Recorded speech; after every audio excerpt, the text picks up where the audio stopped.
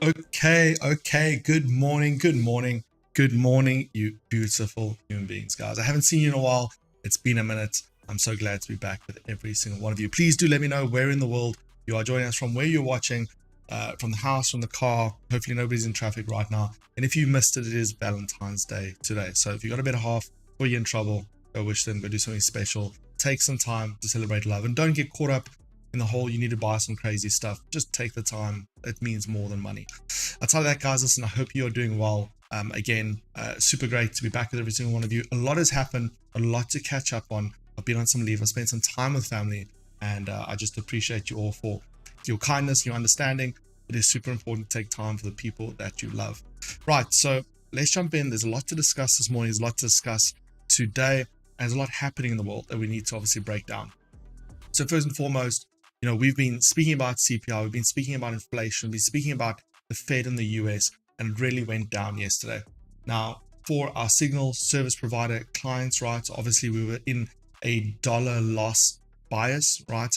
A dollar gain bias, meaning we're looking at GPUSD sells, we're looking at gold sells, we're looking at a lot of sell positions where the dollar is the quote currency, with an expectation of having a look at that stronger dollar, causing GPUSD to tank, causing gold to tank, etc. However, for our copy trade clients, the risk was a little bit too big. We entered some of those trades a little bit too early, and I made the decision to cut some of those positions because, again, the risk outweighed the reward for yesterday. But if you're a signal service provider client and you took those trades, well done. And that's what we generally recommend. If you're a Premium Plus client, you're getting both premium signals and copy trade, do both, right? Learn to trade off the signals and sit back and relax and obviously enjoy the copy trade side. So super important to understand both. But without rambling, let's get into what's happening in the world, what's happening today, and we can kind of get into it from there. So obviously, the one thing that's going to be on everybody's minds, it's going to be a talking point around the world, is basically the US numbers that came in yesterday for inflation, right? Came in red hot for yesterday. And there's a couple reasons for this, right? So if you have a look at the data we got yesterday, a quick recap: core inflation, which strips out food and energy, is just literally inflation on what Americans are spending their money on. That was expected to come out of 3.7, came out of 3.9. Now, it's important to note that the year-on-year number did not really change from December, right? We still got a 3.9. What the big difference was here is that economists expected across the board for inflation to cool down. Now, that is the difficult thing when it comes to fundamental data. It's not just the data on face value. It's the data in and against the backdrop of what the expectation may end up being. For yesterday, there was a wide expectation almost across the board, with the exception of core inflation, that was expected to go down in relation to December, right? Now, again, this is January's data. We got in numbers that are marginally higher, not astronomically higher, but just marginally higher, a good amount of standard deviation. And this basically says that, inflation is a little bit hotter than what the US economy expected. Now, Powell, if you guys are with us in the Fed meetings, said that, hey, listen, a stronger than expected economy may be present. We're choosing not to drop rates anytime soon. They kind of discredited the March rate cut. And this is perfect, right, in relation to what they planned. Because if they got, now let me just explain this. If we got a Powell that was extremely dovish, said, yeah, it's very likely we're going to drop rates in March, right? This would have reacted that Wall Street would have taken this, dollar would have lost value, US 30, US 100, S&P 500. These were all shot up in value. Same thing with gold, shot up in value in the riskier commodities side of things becoming more attractive to investors, right? So gold, US indices, all these items would have shot up in value.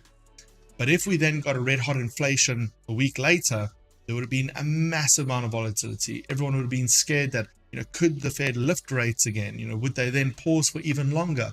So the current climate is a pretty good one. I think it's a pretty good place to be. Now, it's worth noting that these numbers, right, in the face of, the higher rates that we're currently seeing, interest rates in the US, right, these higher rates for longer and a red hot US economy is a good thing. It shows the US economy is resilient. It shows the US spender or consumer is a lot more resilient than what economists initially thought. This is a good thing.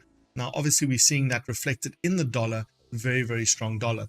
Now, before we move away from some of the fundamentals and we move on to some of the charts and some of the other items I want to talk about, just speaking about today, right, we also have the PPI, which is the Producer's Price Inflation or Producer's Price Index.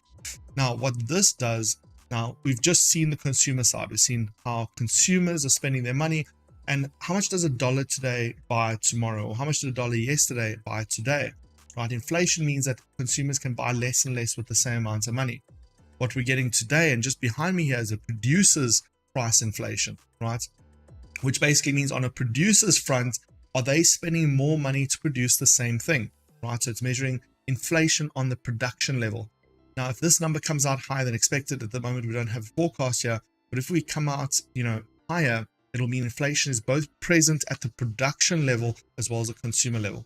So we are going to be a little bit cautious today, in the sense that, we could get a red hot dollar again, or we could get a weaker dollar, and we will be trying to take advantage of this afternoon. We're going to be a little bit more cautious. However, once this is done and dusted, it means the fundamental data for the month is finished, right? We don't have any massive data announcement that's coming out.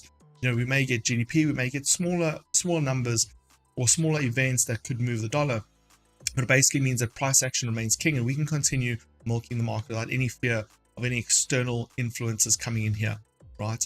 So that's just to point out. So if you're in any dollar trades today, you just want to be a little cautious closer to 330 in tying up, or at least reducing some of that risk that you may end up having, right? Just also speaking about what's busy happening in the markets, also important to note that Mr. Bezos has sold off about $4 billion worth of Amazon stock in the last 4 days. Now, generally, this is, a yearly thing. It'll be that some of these guys need to balance some of their risk. In other cases, it may be they know something that we don't. So we're obviously going to keep a little bit of a closer eye on Amazon as we move into the next couple trading days. We're just going to keep a little bit of an eye on it in the background. I can see Nashil's in the house, Claude, Jonas, Dan Fanzale. I can see Vaynant's in the house, as well as Garwin. Good morning, you amazing human beings. So look at the markets. There's quite a few charts that we are busy studying. There's quite a few things that we are keeping tabs on. And I want to give you a little bit of an insight as to some of the things we're busy looking at. And so you are first to know before anybody else, right? So first and foremost, let's look at gold, right? Now, for gold and its case, and what sort of happened on the price of gold yesterday, we had a little bit of a channel here, the 225 to 227, 223 to 225 mark, and we were looking at gold potentially, and again, charts gonna be a little bit skewed because of this big wick here. We looked at charts potentially pushing out, hitting a previous level somewhere around about there as an absolute maximum, and then collapsing again with that stronger dollar causing gold to sell off. However, we pushed a little bit higher than I wanted to. We had a 2030 stop loss, meaning $2,030 to an ounce of gold was our stop there. So if you're a signals provider or signal service clients, you would have been able to hold that trade without hitting stop loss, but we chose to close it a little bit earlier. Actually caused a massive sell-off in gold. Now, there was a lot of talk in the market about pullback on gold, but the data was just all too strong, right? So we didn't look at reverse trading it, anything of that nature. What is interesting, and I want to draw your attention to, is what we're actually seeing this morning, right? And I'm just talking about that little moment right there on the price of gold. Now, if you guys remember from your price action studies, what this is and what this looks like is a flag formation, right? So meaning you've got your flagpole, you've got your flag itself. Now, generally with a flag type formation, we like to see these break up and sort of dissipate and kind of make their moves fairly early in the cycle. And we're not getting that at the moment. We're getting a big impulse reaction here. Again, CPI bound or CPI due. And we're then getting that consolidation. But the consolidation is not a normal consolidation that we see a bull consolidation or bull retracement. We're seeing this retracement or this sideways movement still in a bear market. Now, it's again also pretty typical of a flag formation. And what this generally represents is an opportunity for some sort of correction here, right? Corrective move. Now, just as we've seen, from a bear movement, right? We've seen a massive, let's measure here, 360, 370 pip move to the downside. We can see a correction, in the 200 to 250 pip mark, should we start to break out of this formation. Now, we are looking at this obviously in a much closer time frame. We're trying to study this in as much detail as we can, try and look for entries and exits. But ideally, what you need to know is that we're basically looking at this on my widescreen monitor. If I go out of studio mode, I can see this whole valley here, without seeing this over here. So it's a little bit compact that you guys might be seeing on your side, but we're basically looking at, are we going to see gold, get above that 1995, 1997, ultimately, that $2,000 to an ounce of gold is going to be a key level for us this morning to try and see, will there be some sort of retracement. Now, again, it must be said that markets are going to be a little bit more cautious due to that pending PPI data release that still needs to come out. And again, if inflation is also present on a production level higher than expected, we will see again another bout of that stronger dollar. So we're just going to be a little bit cautious when looking at some of these entries here. Now, another trade that not many people are speaking about and is moving quite silently in the background is Bitcoin, right? Now, we've been speaking about Bitcoin for quite a bit of time. We haven't spoken about Bitcoin recently, but it's been a big following that we've obviously done quite a bit of studies on. But basically what you need to know is that Bitcoin's $40,000 to a coin was that technical level we were most interested in start of this year, end of last year, start of this year, right? Now we smashed through that $40,000 to a coin mark fairly easily, made a retracement, came back for that retest. And what not too many people was speaking about right now is the fact that Bitcoin pretty much open mouth kissed that $50,000 to a coin mark, right? So Bitcoin's gone from pretty much end of January, $40,000 to $50,000 a coin, almost a 20% move here just on the price of Bitcoin alone, right? So very, very interesting. Will this be a ceiling, right? It'll certainly be a technical resistance level. The $50,000 is going to be around psychological level that a lot of people are obviously going to be looking at for the price of Bitcoin. Will it make a straight run for it right here, right now? I don't necessarily think so, right? Again, inflation, red hot dollar is pulling a lot of attention towards the dollar right now. The second we start to get some of those rate cuts, and this is important to note, the second we start to get some of those rate cuts, right, it makes the dollar, the US dollar, the US treasury bonds, US backed securities a lot less attractive and slightly more risky options more attractive, such as Wall Street, such as Bitcoin, etc. So the perfect storm situation we would be looking out for over here is a rate cut while Bitcoin is at a good support level. So I don't think it's sort of in the moment, in this particular position in the market, a good option to buy, but certainly worthwhile noting that it definitely has the legs to, reach some of these levels. And we would start to really look very interestingly for buys at that $41,000, $42,000 to a coin. So very, very interesting.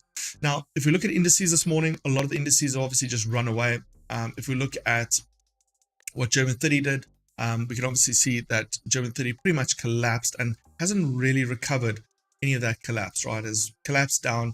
Very similar thing to the US 30. US 30's collapsed past immediate market structure. There's something to be said on a bigger time frame, right? Whether there is any sort of support there. But what I was looking at this morning that I'm finding quite interesting is NASDAQ, right? So on the NASDAQ, we have a very similar thing. This is a 4-hour time frame, and we saw the same collapse on NASDAQ.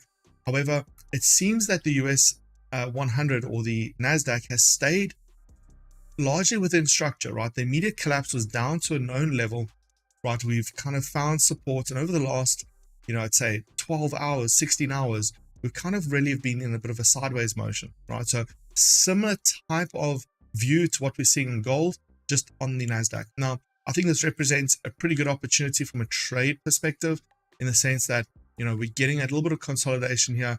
Markets collapsed down, made a little bit of a pullback, retest, and a very solid rejection at about 9-10 p.m. last night, right? We're getting that engulfing candle, a very, very solid push to the downside, immediate rejection. And what I'm very keen at looking at this morning is where are we in relation to this massive support / resistance level, right? A level that is held NASDAQ below markets for the end of January. What are we going to do at that level, right? Again, it also represents an opportunity to potentially catch some sort of retracement here. And primarily, what we would be looking at is from a trading perspective as, the perfect play or the perfect storm situation is we would be ideally looking for inflation cooling on the production level or the production front for the dollar this afternoon, right? So again, if we've got that immediate knee-jerk reaction, we've got that sell-off on all the markets against the dollar, so the very strong dollar from yesterday. We've seen those market moves, the retracement, the correction process has not happened.